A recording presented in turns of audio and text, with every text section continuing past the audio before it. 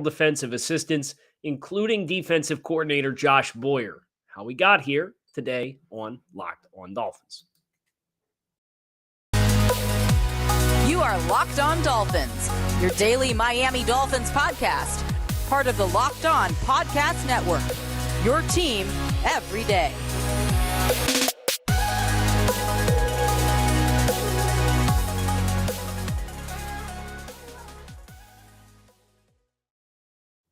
What's going on, Dolphins fans? Kyle Krabs, Locked On Dolphins, your team every day here on the Locked On Network. Today is Friday, January 20th, 2023, and the Miami Dolphins announced some long-anticipated changes on Thursday, starting with defensive coordinator Josh Boyer. And we're here today to talk all about how we got to this point and what we expect the Dolphins will do from here. We've kind of already communicated some expected scheme changes, but the fallout of the announcement of Josh Boyer's release from the team certainly is a step towards getting this defense back on track in a lot of ways that has had a 3-year regression, really, when you consider 2020, 2021, and then 2022.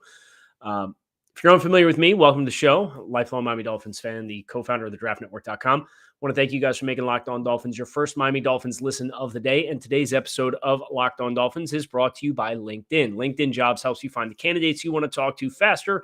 Post your job for free at linkedin.com/LockedOnNFL. And I do recognize the cruel irony of LinkedIn sponsoring the Friday episodes here on Locked On and us talking about the ramifications of a job change for the Dolphins, a defensive coordinator. But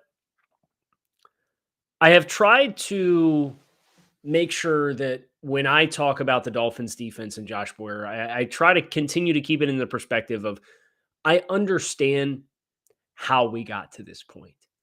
And there are elements that were not in the defensive coach's control, such as injuries, and one ended up being like a top 5 strength of schedule and gauntlet of quarterbacks, but that's just the world you're going to have to live in. So you have to be able to adjust on the fly, and I think that's something the Dolphins didn't necessarily do enough of. The Dolphins released the press statement yesterday. Dolphins announced that they have parted ways with defense coordinator Josh Boyer. Mike McDaniel released a statement. I'm grateful for Josh's contributions this year and throughout his tenure with the Dolphins. This defense made strides throughout the season, so coming to this decision was not easy, but ultimately I feel is in the best long-term interest of the Miami Dolphins and the continued growth for our players and team.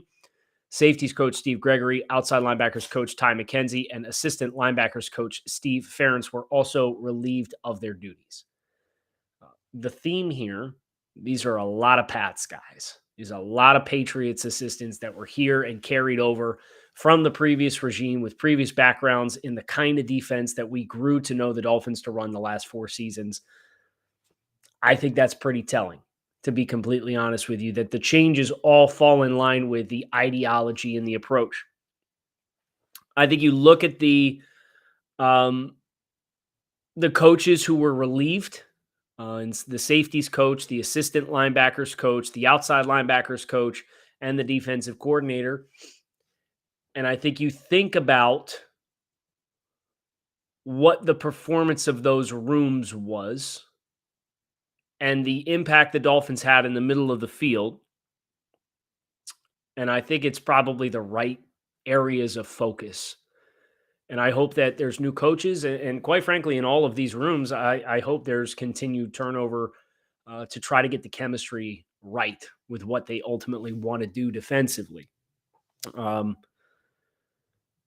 But you look at this Dolphins defense this year, and we're not going to bemoan the statistic too much, but they had 14 turnovers on the season. It's bad when you are top 8 in the NFL in offensive turnovers per game.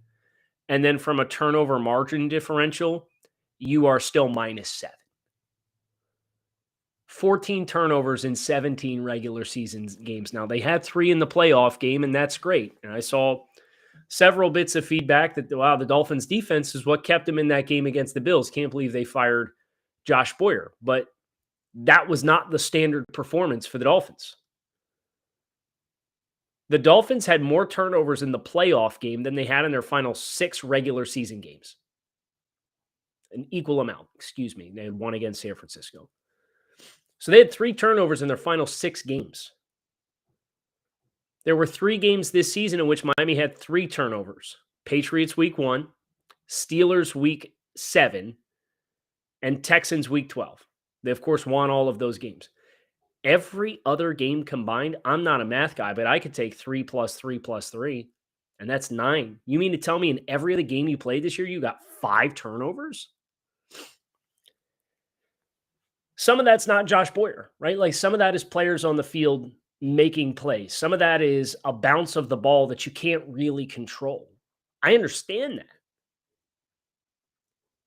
But if you want to look at reasons for the Dolphins' regression, I mean, they had 14 turnovers forced this year. In 2021, the team forced 26. 26. They were top 8 in the NFL in turnovers. And then in 2020, the Dolphins' defense forced 29 turnovers. So you went 29, 26, 14. Some of that's players and availability. Some of that is making plays and the opportunities that you have at hand. But that dramatic of a drop-off, I have a really hard time believing that some of that was not boiled down to players not being put in positions to actually make those plays. And that's tough, right? Because Mike McDaniel was brought in. And from what I understand, Mike McDaniel's initial idea and vision for the coaching staff did not include the incumbents. There were guys that were identified to play to the strengths of the team that were not the incumbents on staff. And for whatever reason, it was ultimately decided we're going to maintain the staff on the defensive side of the ball for the name of continuity. And, well, that didn't exactly work out too well. The Dolphins for 3 consecutive seasons not only regressed in turnovers, they regressed in points allowed. 2020, they were 6th in scoring defense, 338 points. 2021, they were 16th in scoring defense, 373 points. And obviously there's an extra game that was played. And then 2022, 399 points. It was good for the 24th scoring defense in the NFL. Ultimately, at the end of the day, you go backwards in those 2 things unless you have a significant explosion on the other side of the ball, and the Dolphins did. They were 6th in yards offensively and 11th in scoring offense with no contributions from special teams, and I don't think we're out of the woods there yet. You're going to regress, and they regressed. They were 29th in the NFL in interceptions logged. They gave up 15 rushing touchdowns, which was bottom half of the league. Their turnover percentage of drives ending in turnovers, 7.6%. That was 30th in the NFL. They were 21st in plays per drive, 6.1.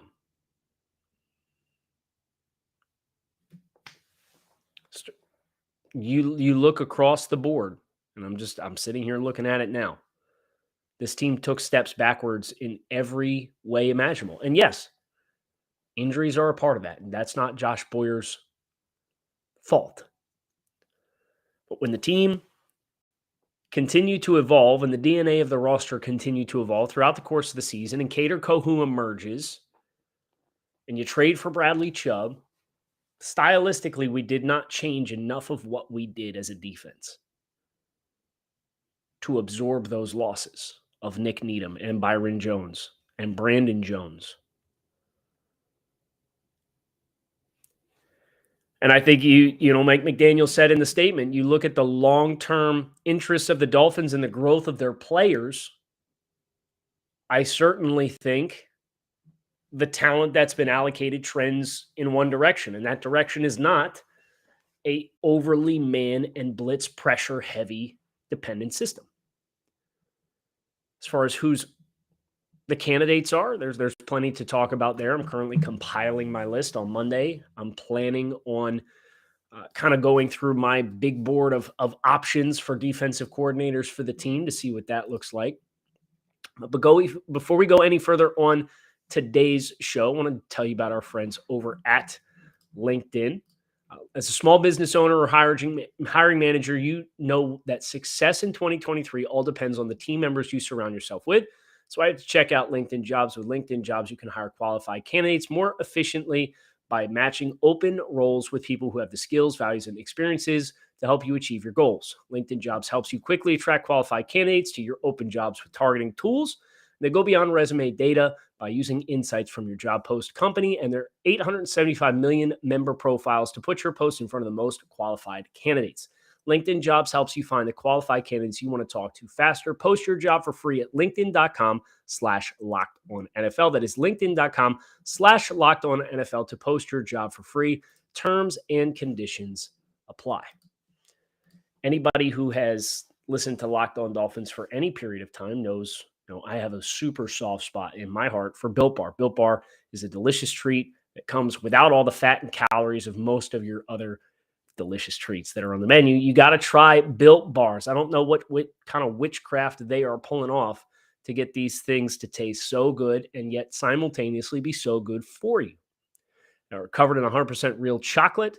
They have flavors like churro, peanut butter brownie, coconut, almond, coconut puffs, double chocolate, cookies and cream, you name it. There's only 130 calories, 4 grams of sugar, and 17 grams of protein, and they honestly do taste like you are eating a candy bar. So head to Walmart, go to the pharmacy section, grab yourself a box of Built Bars. You can pick up the 4 packs, or go to Sam's Club and pick up a 13 bar pack as well. And make sure you thank me later when you get yourself a box of Built Bars. As we continue here on the show, I do want to acknowledge the open elephant in the room, which is Vic Fangio. People are asking, Kyle, who are your preferred candidates? Who are your ideal selections? Vic Fangio has been a very, very successful defensive coordinator in the NFL for a long.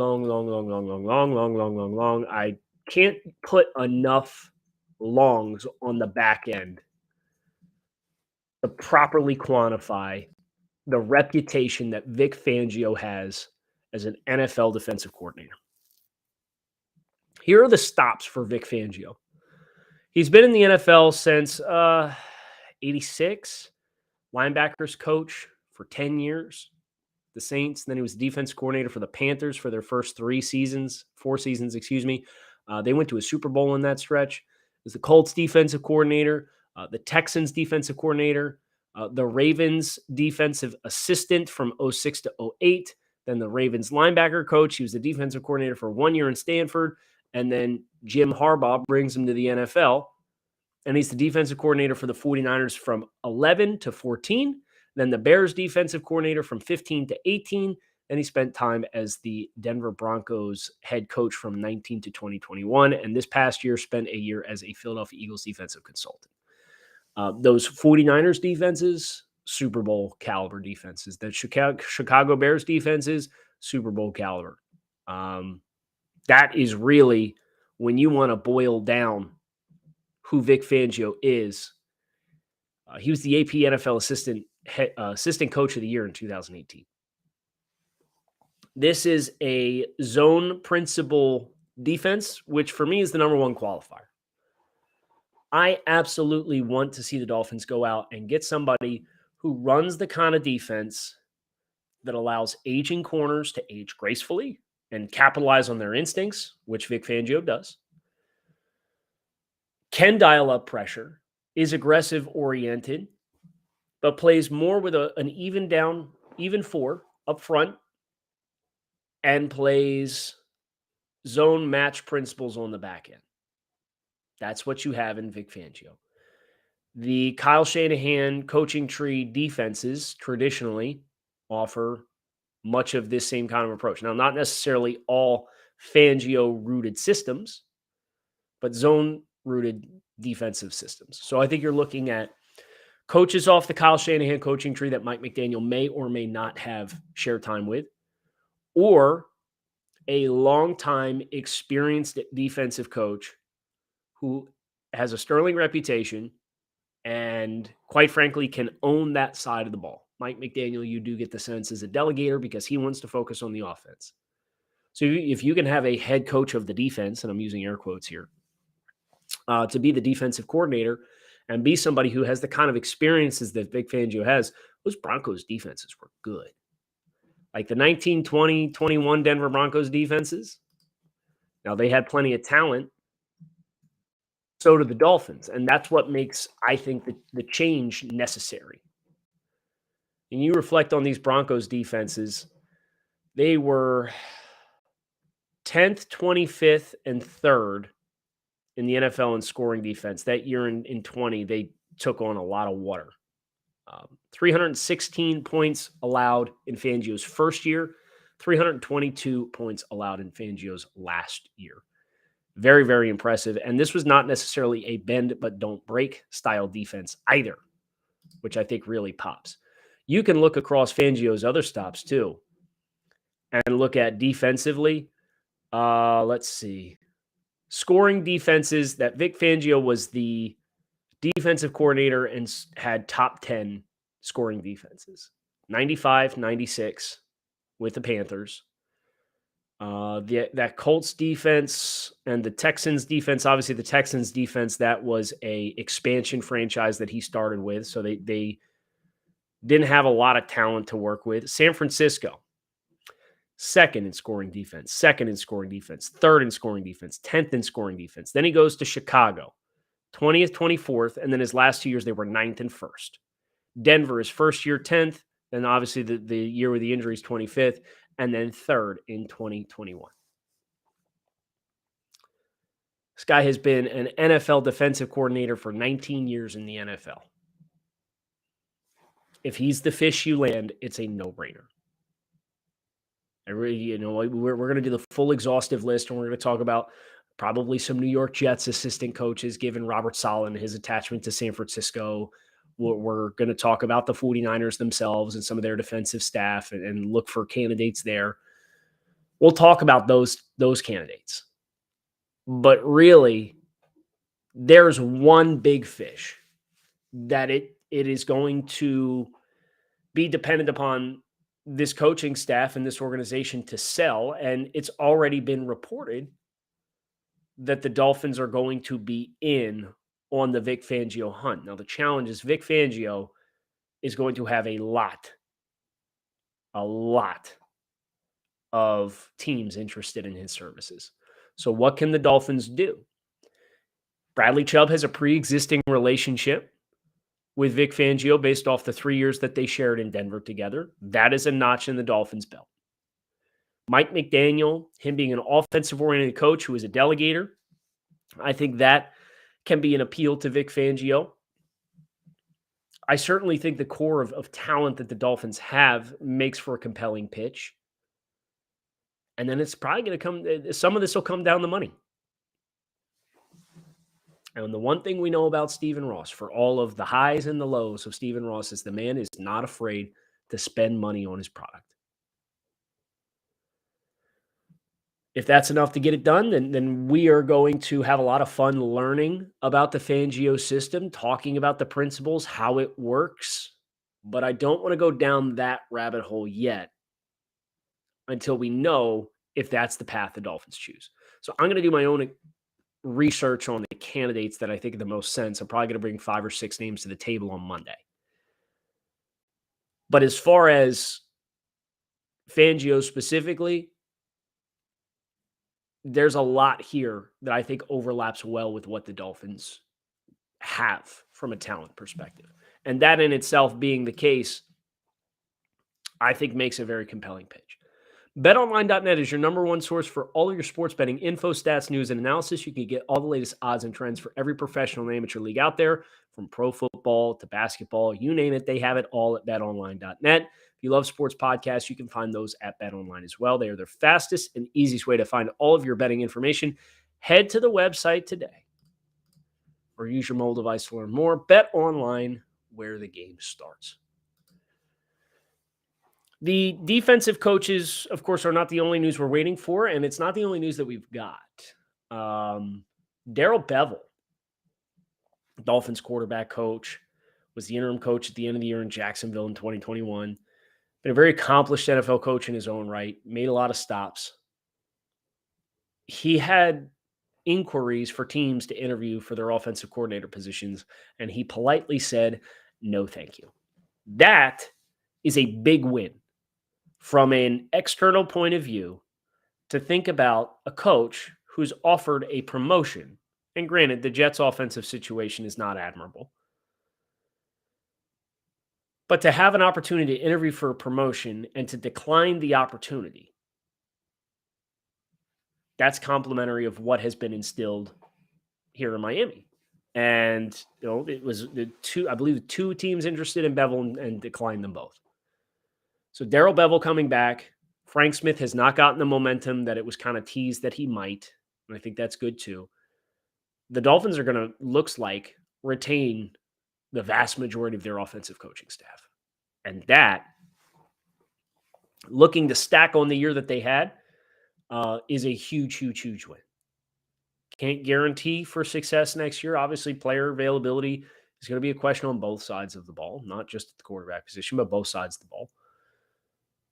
But the fact that that continuity can carry over year one from year two, and I know former Locked On Dolphins host and now team employee Travis Wingfield asked a question at the exit press conference with Mike McDaniel about the importance of year two in the system and all of the little things that now become second nature and the attention to detail that allows you to really take things to the next level.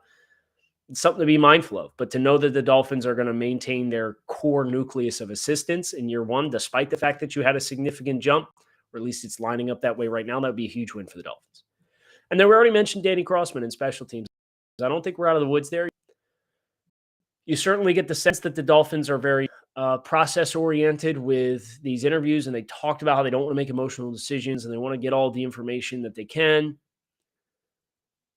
I think we're at a point with the Dolphins where continuing to evaluate and self-scout and reflect on the year, I think Crossman probably has a better, compelling pitch to stay because he's been successful. I mean, Danny Crossman has been around plenty as far as coaching and being a coordinator. Pull up his Wikipedia, make sure I get it right. But the thing to remember with Danny Crossman and the Dolphins special teams is a lot of their bottom of the roster players did get injured this year. Like the Trill Williamses of the world, potentially the Mackenzie Alexanders of the world. Like those are guys who would have played on teams. And the Dolphins lost those players. Now, it doesn't really explain. You had a rookie in Channing Tindall who played some snaps. Clayton Fejedelem is a staple player of that unit. Cethan Carter was a staple player of that unit, and he got injured. Adam Shaheen would have played on special teams. So, there's a lot of players who I can identify who would have played significant snaps on special teams who did not play this season. Again, injuries, kind of out of your control. But here's the Danny Crossman evolution as a special teams coach. He's with Carolina as a special teams assistant, 0304. So interestingly enough, that did indeed overlap. No, it did not overlap. Never mind. I was gonna try to connect the Vic Fangio dot that did not exist. Special teams assistant in 0304. And then he was the actual special teams coach 05 to 06. Then he was the special teams coordinator in Carolina from 07-09. So 03 to 09, special teams coach in Carolina. Special teams coordinator in Detroit, 10 to 12. Buffalo, special teams coordinator, 13 to 18. Dolphins special teams coordinator, 19 to 22. You're talking 2 decades special teams, and there's been some good units in that group as well, including several of the Dolphins special teams units. Now, getting that unit back on track, your kicker's got to make his kicks. You need better bottom end of the roster talent available to you, and the schemes have to be better. But I think it's easier to rebound from teams versus the conflict that existed on defense between the ideologies and then the talent that existed. I'm not going to promise that that's going to be enough to get Danny Crossman back, but I'm saying Crossman, in my mind, has an easier path to coming back than Boyer did. We'll see if that's the case. Make sure you hit subscribe and keep it locked in right here on Locked On Dolphins, your team every day here on the Locked On Network. Appreciate you guys checking out the show. Fins up. Make it a great weekend. Enjoy the football, and I will be back to talk to you all